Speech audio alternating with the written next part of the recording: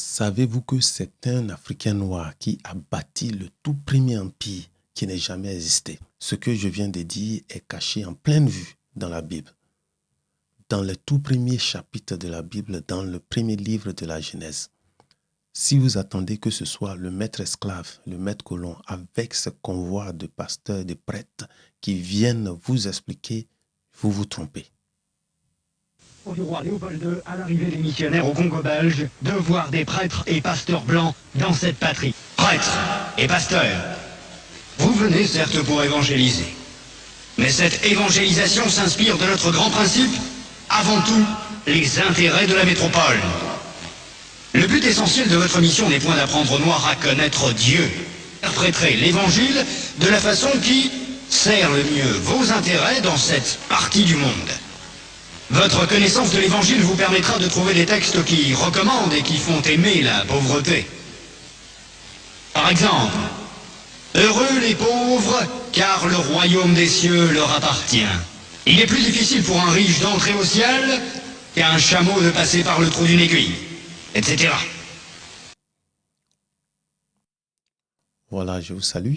Aujourd'hui, nous voulons parler du fait que l'Afrique est le berceau de l'humanité.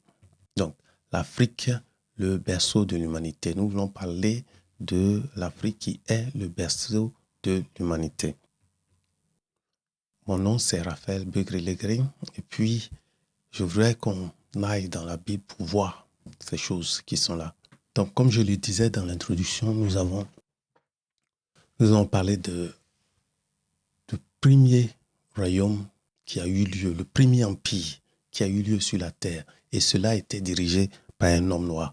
Je sais que vous le savez certainement. Si vous ne le savez pas, nous allons regarder ensemble de quoi il s'agit et cela va nous aider.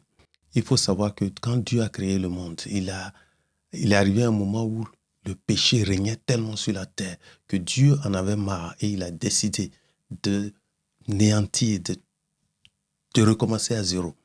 Et une personne a eu grâce devant Dieu. Et cet homme, c'est Noé. Et c'est à partir de lui que la terre, le monde a été repeuplé. Donc tout a commencé par là. C'est pourquoi il est important pour nous de commencer par le commencement. Ce que nous voyons aujourd'hui, tout ce que nous avons, ça vient de ces éléments-là. Donc je veux voir les fils de Noé, parce que c'est important quand nous voyons les fils de Noé.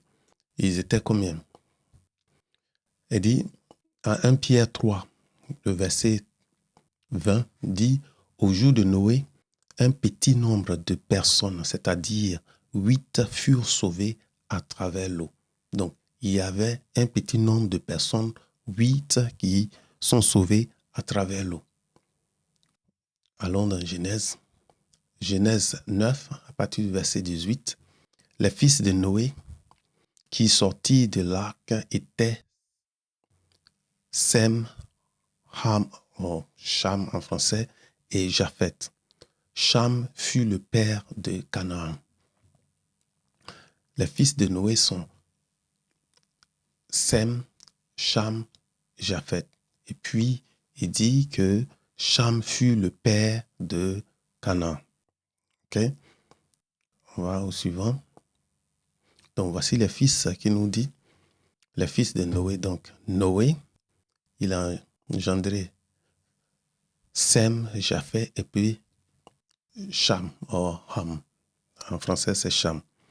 Cham, le dictionnaire Eston Bible Dictionary, ce dictionnaire nous dit que Cham est défini comme noir. Donc, Cham est noir.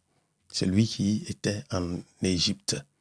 Et nous allons voir tout à l'heure. Mais il nous dit, comme Pierre a dit tout à l'heure, il y a eu que 8 personnes qui ont été sauvées. Après le déluge, 8 personnes ont été sauvées. Et ces 8 personnes ici, on nous cite Noé et ses 3 fils. Donc, c'est-à-dire que, en faisant le calcul bien, nous voyons que Noé et sa femme et ses 3 fils et leur femme également. Cela fait les 8 personnes qu'il y a eu qui ont été sauvées.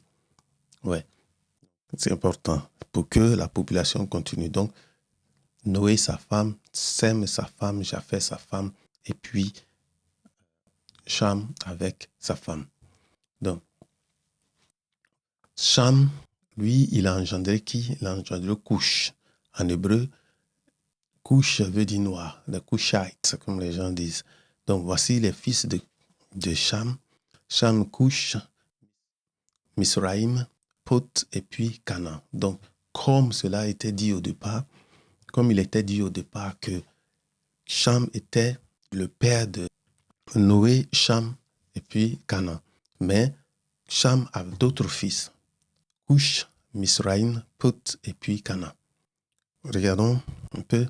Et Cush a eu un autre enfant qui est Nimrod. Genèse 9, versets 21 à 22, il nous parle de Noé qui a bu du vin, il s'enivra et puis il se découvrit au milieu de sa tente. Cham, le père de Canaan, donc, il vit la nudité de son père et il alla rapporter à ses frères. D'abord, je veux dire quelque chose ici parce que, vous savez, maintenant à l'église, les gens, il y a un peu de tout. Ce verset où il est dit que Noé se découvrit au milieu de sa tente. Les homosexuels et autres, des gens essaient d'interpréter pour dire que, oui, que Cham aurait découvert la nudité de son père, alors que les mots qui ont été utilisés ne sont pas les mêmes.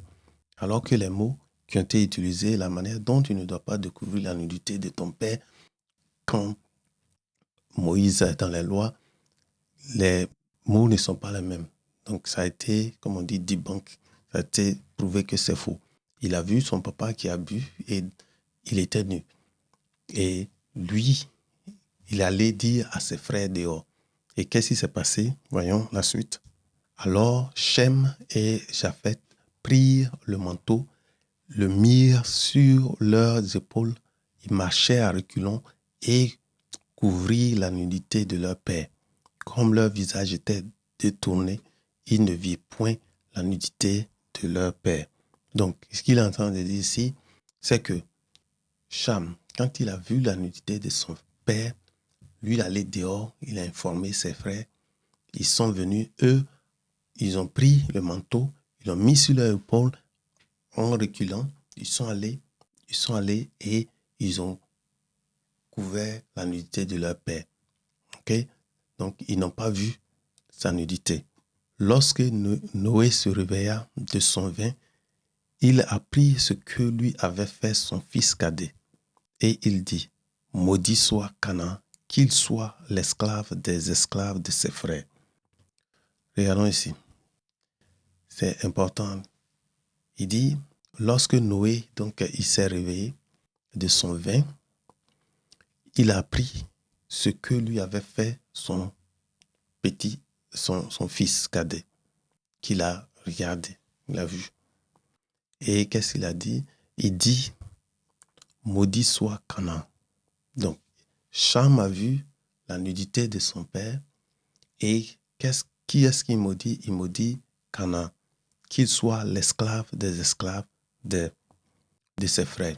Ensuite, il dit encore, béni soit l'Éternel, le Dieu de Sem, et que Canaan soit leur esclave. Donc, c'est ce qu'il dit. Il maudit Canaan, bien que ce soit son père, Cham, qui a vu la nudité de son père. Donc, voilà ce que nous avons. Nous avons ici les fils de Noé.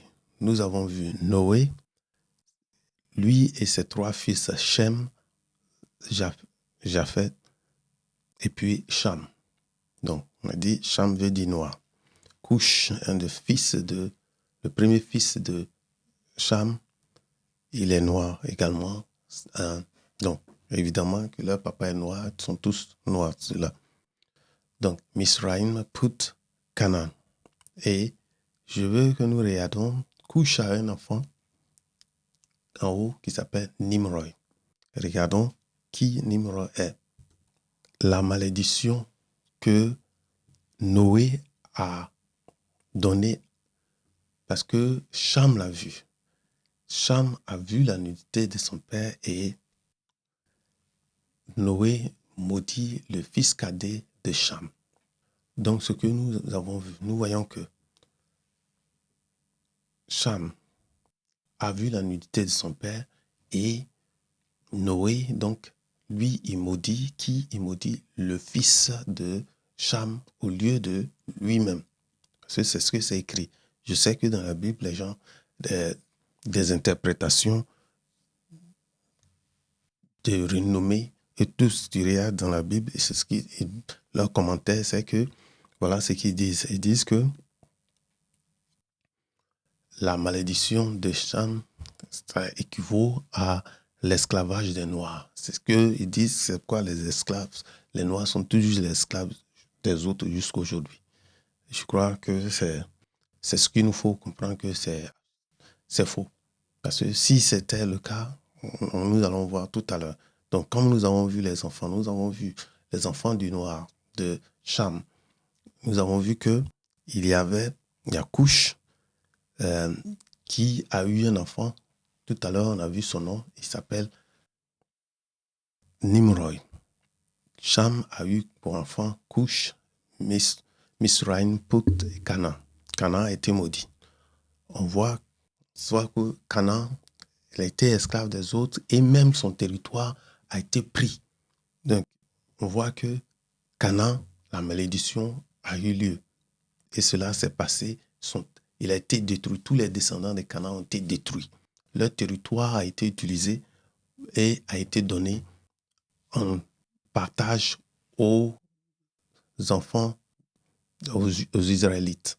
Donc, à Abraham, à ses descendants, et les Israélites qui ont occupé, aujourd'hui qui occupent ce territoire. Donc, Canaan, le territoire de Canaan est parti parce que Noé l'avait maudit.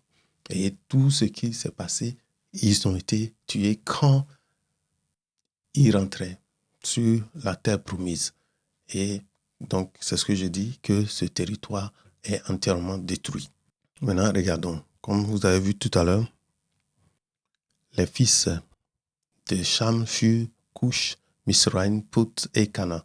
Les fils de Cush, Saba, Avila, Sapta, Raïma et Sapteka. Les fils de Raïma, Seba et Dedan. En Genèse 10, verset 8, il dit « Cush engendra aussi Nimrod ». Donc, ça le verset où c'est écrit « Cush engendra Nimrod ». C'est lui qui commença à être quoi? Puissant. C'est lui qui commença à être puissant sur la terre. Donc, Nimrod, qui est un des fils de Cush, Cush, le petit-fils de Noé, donc du côté de Cham, il a son fils qui s'appelle Nimrod. Et Nimrod, donc n'oubliez pas que nous sommes toujours alignés de ceux qui sont noirs. C'est en Afrique, l'Égypte, l'Afrique, tous ces enfants, leur territoire, c'est là-bas. Put, c'est la Libye. La Libye, le territoire de la Libye que Put occupait. Donc, Nimrod, c'est lui qui commença à régner. Et il fut un vaillant chasseur devant l'Éternel. C'est pourquoi il y a le dicton qui dit que comme Nimrod, vaillant chasseur devant l'Éternel. Donc, comme Nimrod, vaillant chasseur devant l'Éternel. Comme Nimrod, vaillant chasseur devant l'Éternel. Donc, Nimrod, voilà ce qu'il a fait. OK? Voilà ce qu'il a fait. Regardons ici. Il dit, il régna d'abord sur Babel. Babel, le nom Babylone vient de là. Donc, il régna d'abord Babel, comme vous voyez, Babylone, c'est lui qui régna d'abord. C'est là il a commencé. Sur Babel, Érec, Adak et Calné, au pays de Shnéa. De ce pays-là sortit Azur. Il bâtit Ninive. Ninive, la grande Ninive. Quand nous voyons le livre de Jonah. Donc, c'est Ninive, la grande ville, Ninive. Il bâtit Ninive, Rehoboth, Ir, Kalash et Rezen. Entre Ninive et Kalash, c'est la grande ville qu'il a bâtie en Babylone. Quand vous voyez ce territoire, c'est là aujourd'hui, vous voyez où l'Irak se trouve. Donc, c'est là-bas qu'il a fait. Et c'est lui qui a décidé que les hommes à suivre, nous allons continuer dans la prochaine vidéo. Allez, au revoir.